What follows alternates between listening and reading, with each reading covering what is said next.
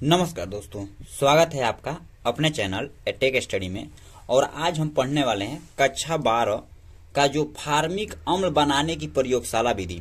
देखिए, मतलब कि हर साल इससे जो क्वेश्चन होता है कि इस चैप्टर से जो है अल्कोहल, फिनाइल, ईथर वाला जो भी चैप्टर हैं सब, इन सारे एस्टोफिनाल वगैरह वाला ये सारे क्वेश्चन यहाँ से क्वेश्चन अटेंड होते हैं। देखिए, फार्मिक एसिड यानी जो प्रयोगशाला विधि है, यानी फार्मिक अम्ल बनाने की प्रयोगशाला विधि, इसको हमको तैयार करके पेपर में जाना है, क्योंकि चांसेस हैं कि 5 नंबर का क्वेश्चन तो अटेंड होता ही होता है। ठीक है, इतना आप ध्यान रखिएगा। ठीक, तो इसको आप तैयार कर लेंगे। किसी ना किसी सेट में क्या होता है, पूछ ही दिया जाता है। ठीक है, ऐसा नहीं कि केवल एक सेट बनता है, बहुत सारे सेट बनते हैं। तो उस किसी ना किसी सेट में क्या होता है, 5 नंबर का क्वेश्चन या तो 3 नंबर का क्वेश्चन अटेंड होता है। लेकिन एक्चुअली में देखा गया तो अधिकतर 5 नंबर का क्वेश्चन होता है। तो इसमें देखिए, फार्मिक एसिड का जो सूत्र होता है HCOOH होता है। ठीक, यह है एक प्रयोगशाला विधि। पहले तो हम चित्र को समझ लेते हैं, उसके बाद इसके रिएक्शन को, इसकी क्रिया विधि को, इसके भौतिक गुण और इसके उपयोग के बारे में हमको पढ़ना है। उसके बाद आपका पूरा 5 नंबर का कंप्लीट क्वेश्चन हो जाएगा। तो सबसे पहले देखिए, यहां पर हमने एक स्टैंड लिया है। पहले से हम चित्र बनाकर रखे थे। ठीक, यहां पर एक पूरा क्या है, स्टैंड है, और यहां गोल पेंदी वाला एक फ्लक्स है जो सर्कल टाइप में दिया है। ठीक है, और इसमें मिलाया गया है ग्लिसरॉल और क्या, ऑक्जेलिक अम्ल। जब इसको हीट किया जाता है तब क्या होता है कि यहां से निकास नली के थ्रू, ठीक, ये आगे बढ़ता है। ठीक है, और संधानित में आता है। संधानित एक ऐसी चीज है जहां पर क्या किया जाता है, इसमें से जो बनेगा फार्मिक अम्ल वो क्या वाष्पित होगा, यानी कि जल के साथ वाष्पित होगा, तो वो हीट होगा। तो ये संघनित जो है इसको क्या करेगा, ठंडा कर देता है। क्योंकि यहां से देखिए, जल के अणु इधर से जा रहे हैं, तो इधर से जल के अणु क्या हो रहा है, निकल रहे हैं। तो इसमें पानी भर रहा है, बीच नली क्या हो जा रही है, दोनों तरफ से ठंडा हो जा रही है। तो ठंडा होकर क्या होता है, यहाँ पर निकास नली के थ्रू क्या होता है, निकल कर और फार्मिक अम्ल कहाँ प्राप्त हो जाता है, इस ग्राही पात्र में एकत्र हो जाता है। ये नीचे जो है ये बर्नर है, जिसके थ्रू क्या किया जाता है, हीट किया जाता है। आई बात है समझ में। ये तो चित्र की बात थी, इतना आपने चित्र में समझा। लेकिन अब हम लोग समझेंगे इसकी क्रिया को, यानी कि रिएक्शन कैसे हो रहा है। रिएक्शन बहुत महत्वपूर्ण होता है। ठीक है, तो आप लोग ध्यान रखेंगे रिएक्शन के बारे में। ठीक है, क्योंकि रिएक्शन करना बहुत जरूरी होता है पेपर में, तो इसलिए आप रिएक्शन पर विशेष ध्यान रखेंगे। तो देखिए, यहां पर हमने क्या रखा है, देखिए यहां पर पहले चित्र में समझ लीजिए। यहां पर क्या दिया, ग्लिसरॉल दिया है और क्या दिया है, ऑक्जेलिक अम्ल दिया है। तो यहां पर हमने ग्लिसरॉल और ऑक्जेलिक अम्ल को ले लिया है। अब इन दोनों को देखिए, ग्लिसरॉल का सूत्र होता है CH2OH, CH और OH और CH2OH। यहां पर ऑक्जेलिक अम्ल COOH कार्बन है, OH है और ये O है। तो यह होता है ग्लिसरॉल का सूत्र। ऐसे ऑक्जेलिक अम्ल का, ऑक्जेलिक अम्ल का जो क्या होता है, कुछ इस प्रकार भी फार्मूला होता है। ठीक है, देखिए यहां पर हम बता देते हैं, COOH और इस प्रकार इससे अणु जुड़े रहेंगे CHOH। यह है ऑक्जेलिक अम्ल। 2 कार्बोक्सिलिक ग्रुप आपस में जुड़ते हैं ना, तो क्या होता है, ऑक्जेलिक अम्ल बनता है। बस उस तरफ रखा गया है, इस तरफ जो रखा गया है, इससे आप कंफ्यूजन मत होइए, क्योंकि आप इस तरफ भी रखेंगे तो सही है हमारा। ठीक, तो अब देखिए यहां पर जो ऑक्जेलिक अम्ल है इससे ही क्रिया कर रहा है। देखिए यहां पर ग्लिसरॉल है, ऑक्जेलिक अम्ल है। जब इसकी हम इसमें क्रिया कराएंगे तो ये क्या होगा कि यहां से देखिए, यहां से जल के अणु निकल जाएंगे। देखिए यहां से OH और यहां से यह वाला OH और इसमें का H यहां से क्या हो जाएगा, निकल जाएगा। और निकल जाएगा तो हमारे पास क्या बन जाएगा, देखिए मार्क ऑफ रिएक्शन यहां पर रख लेते हैं। मार्क ऑफ रिएक्शन दिख रहा होगा, और यहां से क्या हो जाएगा, जल के अणु निकल गए। क्या बन जाएगा, देखिए जो चीजें हैं उसे वहीं पर जोड़ देंगे। तो यहां पर CH2 है, OH है, और यहां पर क्या है, C है, CH है, OH है, और यहां पर क्या है, CH2 है और O है, यहां पर O है और C है, और उसके बाद COOH है। यह बन गया। और इसका नाम क्या है, तो इसको आप ध्यान रखेंगे, ग्लिसरॉल मोनो ऑक्जिलेट। क्या है, glycerol mono oxalate, glycerol mono oxalate इसका नाम है। इस ग्लिसरॉल मोनो ऑक्जिलेट अभी खत्म नहीं हुआ।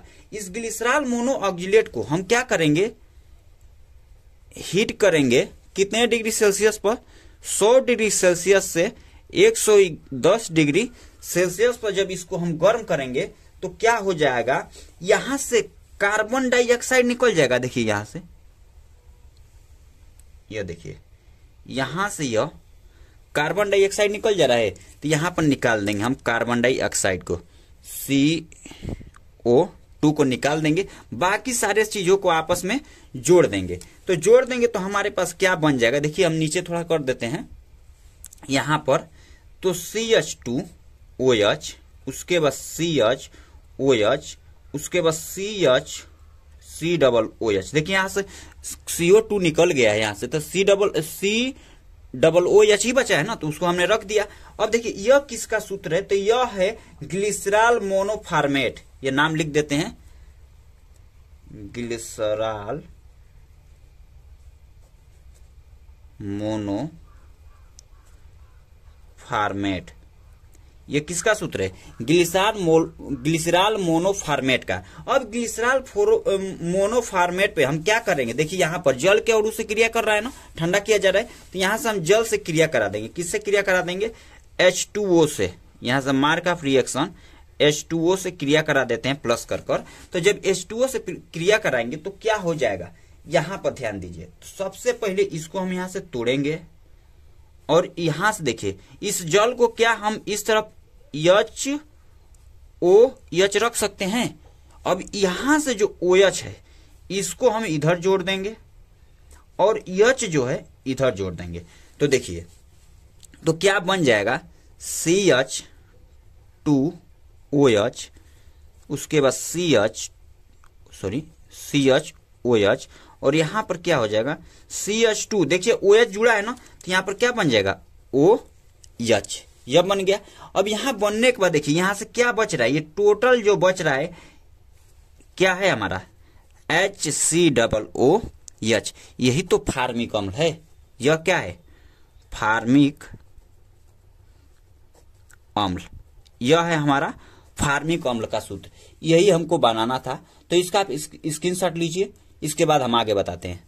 तो हमने क्या किया, ग्लिसरॉल और ऑक्जेलिक अम्ल को लिया, जल से मतलब इसमें से जल के अणु को निकाल दिया, इसको जोड़ दिए ग्लिसरॉल को, तो ग्लिसरॉल मोनो ऑक्जिलेट बना, और इसको 100 से 110 डिग्री सेल्सियस पर जब गर्म किए तो कार्बन डाइऑक्साइड अणु निकल गए और क्या बन गया हमारे पास, ग्लिसरॉल मोनोफॉर्मेट। और ग्लिसरॉल मोनोफॉर्मेट के बाद हमको क्या मिला है, ग्लिसरॉल मिला है। देखिए लास्ट में ग्लिसरॉल बन गया ना, ग्लिसरॉल मिला है और फार्मिक अम्ल मिला है। अब इस पर हम क्या करेंगे, अब इस पर हम करेंगे आगे इसके थोड़ा इस चित्र के अकॉर्डिंग हम इसको क्या करेंगे, अब इसकी क्रियाओं को समझ लेंगे क्या क्या इसमें कहा है। तो देखिए यहां पर हम लिख भी रखे हैं, देखिए हम लिखेंगे इसमें सबसे पहले कि सर्वप्रथम दिए गए चित्र के अनुसार एक गोल पेंदी के फ्लक्स, यानी यह जो गोल पेंदी वाला है फ्लक्स है उसको क्या है, में इस गोल पेंदी वाले फ्लक्स में ग्लिसरॉल और ऑक्जेलिक अम्ल को लेकर बालू उष्मक पर, किस पर, बालू उष्मक पर गर्म करते हैं, जिससे फार्मिक अम्ल व H2O का मिश्रण वाष्पित होने लगता है। बोले है ना कि इसमें से फार्मिक अम्ल H2O का मिश्रण क्या होगा, निकलेगा, और क्या हो जाएगा, जिसे जल संघनित द्वारा ठंडा कर लेते हैं। ये जल संघनित द्वारा क्या करेंगे, यहाँ पर ठंडा कर लेंगे तो क्या मिल जाएगा हमको मिल जाएगा, द्रवित करके ग्राहिक पात्र में एकत्र कर लेते हैं। संघनित द्वारा ठंडा करके द्रवित करके ग्राहिक पात्र में क्या करते हैं, फार्मिक अम्ल को एकत्र कर लेते हैं। तो इतना आपको पेपर में लिखना है, ठीक। अब इसके थोड़ा हम भौतिक गुणों को समझ लेते हैं। किसको समझ लेते हैं, भौतिक गुणों को, उसके बाद समझेंगे इसके थोड़ा उपयोग को। तो देखिए इसका भौतिक गुण क्या है, यहीं पर लिख देते हैं, इसका स्क्रीनशॉट ले लीजिए रिएक्शन का, ठीक। अब यहां पर कर देते हैं हम इसके भौतिक गुण, भौतिक गुण दिख रहा है। इस भौतिक गुण में हम क्या करेंगे, पहला हमारा भौतिक गुण क्या है, यह रंगहीन व तीक्ष्ण गंध युक्त रह है। ये क्या है, रंगहीन तीक्ष्ण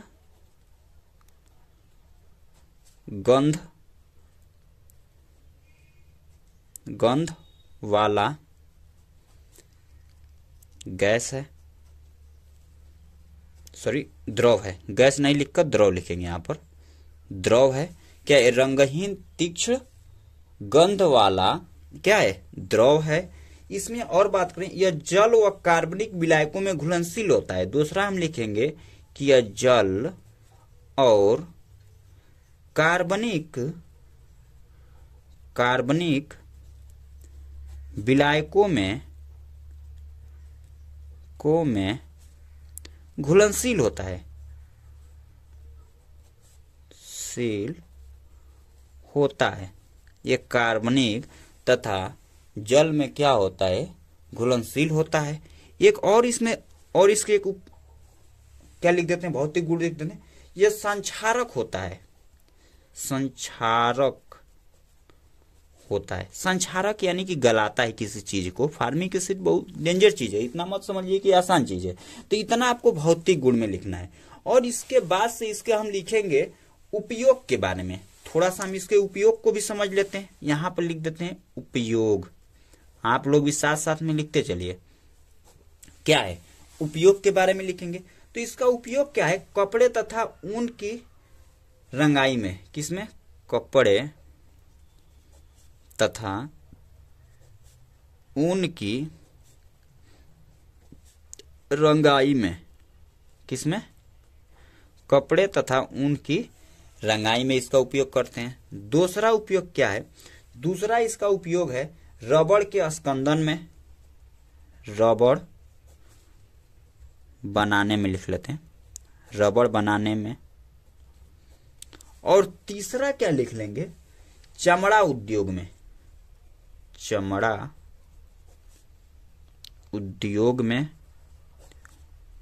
और एक और लिख देते हैं चौथा, चलिए एक और लिख देते हैं गठिया की औषधि बनाने में। गठिया जो रोग होता है, गठिया की औषधि बनाने में।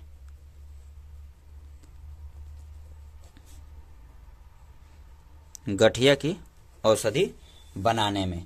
तो इतना आपको लिखना है। कपड़े तथा ऊन की रंगाई में, रबड़ बनाने में, चमड़ा उद्योग में और गठिया की औषधि बनाने में।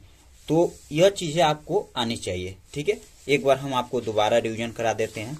देखिए, सबसे पहले हमने क्या किया कि फार्मिक अम्ल बनाने की प्रयोगशाला विधि, इसको आप तैयार कर लेंगे तो 5 नंबर आपके पक्के हैं। ठीक है, इस चित्र के अकॉर्डिंग हमने क्या किया, इसकी क्रिया विधि को लिख लिया कि सर्वप्रथम दिए गए चित्र के अनुसार एक गोल पेंदी वाले फ्लक्स में ग्लिसरॉल और ऑक्जेलिक को लेकर बालू उष्मक पर गर्म करते हैं, जिससे फार्मिक अम्ल और जल का मिश्रण वाष्पित होने लगता है, जिससे जल संघनित द्वारा ठंडा करके द्रवित करके ग्राहक पात्र में एकत्र कर लेते हैं। यह हो गया। अब इसका हमने क्रिया को समझ लेते हैं, रिएक्शन को कैसे हुआ है। ठीक है, तो यह है रिएक्शन। ठीक है, सबसे पहले हमको क्या लेना है? ग्लिसरॉल लेना है और ऑक्जेलिक अम्ल लेना है। ठीक है, इस ग्लिसरॉल का ऑक्जेलिक अम्ल से क्रिया कराएंगे तो जल के अणु क्या हो जाएंगे? निकल जाएंगे। उसके बाद से क्या बन जाएगा? ग्लिसरॉल मोनोऑक्जिलेट प्राप्त होता है। उसके बाद से इसको 100 से 110 डिग्री सेल्सियस पर गर्म करेंगे तो क्या होगा? माइनस क्या निकल जा रहा है? कार्बन डाइऑक्साइड यहाँ से बाहर निकल। ये कार्बन डाइऑक्साइड है, कार्बन डाइऑक्साइड बाहर हो जाता है और क्या बन जाता है? ग्लिसरॉल मोनोफॉर्मेट। इस ग्लिसरॉल मोनोफॉर्मेट पर हम जल से क्रिया करा देते हैं तो OH इधर चला जाएगा जल के अणु में से और एक H इधर आ जाएगा। तो क्या बन जाएगा? हमारा ग्लिसरॉल दोबारा बन जाता है और हमारा फार्मिक अम्ल क्या होता है? लास्ट में निकल जाता है। इसके भौतिक गुण की बात करें तो रंगहीन तीक्ष्ण गंध वाला द्रव है। जल में कार्बनिक विलायकों में क्या होता है? घुलनशील होता है, संक्षारक होता है। उपयोग की बात करें कपड़े तथा ऊन की रंगाई में, रबड़ बनाने में, चमड़ा उद्योग में और गठिया के किसके? औषधि बनाने में। तो चलिए, वीडियो देखने के लिए आपका थैंक यू, थैंक्स। ठीक है, यूं। और आप पहली बार हैं चैनल पर तो चैनल को क्या कर लीजिए? चैनल को सब्सक्राइब कर लीजिए। क्या कर लीजिए?